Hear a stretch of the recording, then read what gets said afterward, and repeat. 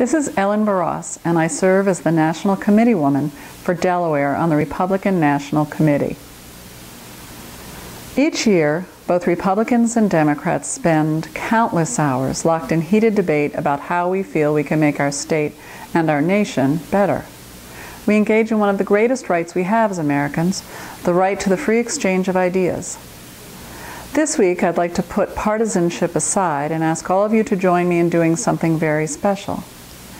This week, I'd like to ask you to join my fellow Republicans and me in taking a moment to remember the thousands of men and women who are defending freedom across the globe and who won't be with their families during this holiday season. It is because of them and their willingness to spend day in and day out in harm's way that we continue to enjoy the freedom many of us take for granted. Each time that you or I allow our voices to be heard in the public square on any one of the many issues that we agree upon or disagree upon, it is because men and women have been willing to put their lives on the line to protect that freedom. At a time when our country is struggling with so many very important issues here at home, we must never forget that there are those who are fighting simply to protect our right to be able to have these critical conversations and to move forward as a state and a nation.